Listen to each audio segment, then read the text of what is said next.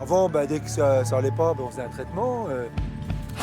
Voilà, on avait solutionné le problème. Là, ça veut dire qu'il faut réfléchir avant. Une bonne partie finalement des fermes du département qui peuvent sans souci passer au bio, quoi. Pas tous. Pour essayer de préserver un peu notre planète quelque part, parce que c'est vrai qu'avec ces réchauffements climatiques, on est tous un peu concernés. S'il y en a seulement 5% demain qui signent pour passer en bio, on a réussi notre pari.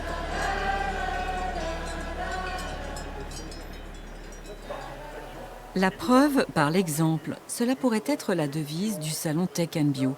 Ici, tout est fait pour que les agriculteurs trouvent des réponses à leurs interrogations. Travailler sans engrais chimiques, sans phytosanitaires, demande beaucoup de connaissances.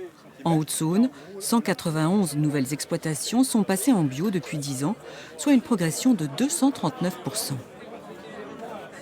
L'objectif, c'est clairement de montrer que l'agriculture biologique, c'est possible. C'est possible pour beaucoup de fermes sur le département, sur la région. Et donc là, l'objectif, c'est de montrer le savoir-faire des agriculteurs bio, ce qui est possible de faire, ce qui est plus compliqué, et puis que chacun puisse, en fonction de sa situation, se dire pourquoi pas essayer ou pourquoi pas aller me renseigner un peu plus vers les conseillers de mon département. C'est pour cela que le salon s'implante sur une exploitation. Ce sont les 4 associés du GAEC d'Argiré qui ont accepté d'accueillir exposants et visiteurs. Cela fait 11 ans qu'ils sont passés en bio pour ne plus avoir à traiter les sols, mieux vendre leur lait et répondre à un besoin de leur laiterie. Une histoire qu'ils ont détaillée aux nombreux visiteurs. Là, Ismaël Mougin parle de sa passion, la génétique. Et toutes les genisses qui étaient samées en dessous de 100 en ISU, je les vendais. Je les vends, je les élève plus. Autant avant, j'essayais, parce que c'est la fille de la pimprenelle, de la marguerite, la machine à des beaux yeux, ça c'est fini. Voilà. Avant le salon, nous étions allés les voir pour comprendre les clés de leur réussite. Évoluer, progresser, c'est un peu dans l'ADN de la famille Mougin.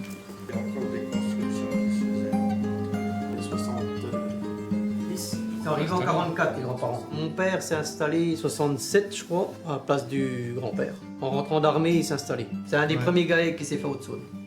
Mais le bâtiment a été fait avant. 72, ouais. Avant qu'il s'installe. Ouais. Et le fait qu'on y soit passé, nous, c'est vrai que ça a fait un peu tache d'huile après autour. Et donc ça a incité les gens autour de chez nous à y passer d'autant plus en bio. Parce que c'est vrai qu'on passait avec des plus gros volumes. On passait avec 300 hectares, on passait avec 300 bêtes à l'époque. Le GAEC d'Argiré est une ferme de référence en Haute-Saône. Régulièrement, ces agriculteurs se retrouvent avec d'autres collègues, un groupe d'échange et d'entraide. Tous les chiffres de l'exploitation sont mis sur la table. Je dis à beaucoup qu'il ne faut pas regarder, parce que tout de suite, ils s'orientent sur un prix de lait, un prix de culture, alors que ce qui est le plus intéressant, c'est d'arriver à produire à moindre coût. Et celui qui arrive à produire à moindre coût en bio, mais on pourrait considérer que c'est la même chose pour un conventionnel, mais il a réussi son challenge.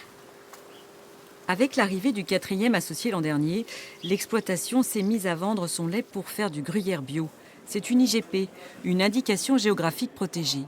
Cette montée en gamme implique des investissements comme le séchage en grange pour avoir du foin de qualité. Une autonomie alimentaire qui commence dans les champs. En ce moment, les agriculteurs sèment l'herbe qui sera récoltée au printemps. C'est le stock de l'hiver prochain. Sans engrais, sans pesticides. C'est sûr qu'on a des rendements moindres. On a des parcelles qui sont plus ou moins propres. Il faut rester réaliste aussi, quoi. Mais voilà, après nous, on s'est équipés pour pouvoir trier nos graines et puis après vivre aussi avec les adventices, quoi. Il y a plein de choses où on se remet souvent en cause parce que sur certaines cultures, on va se prendre des gamelles. Sur certains mélanges, on les a mal implantés, donc ça ne va pas aller. C'est quand même, il y a beaucoup de remises en cause au niveau de notre technique culturelle, quoi. Savoir se remettre en cause, accepter le risque, font aussi partie des clés de la réussite en bio.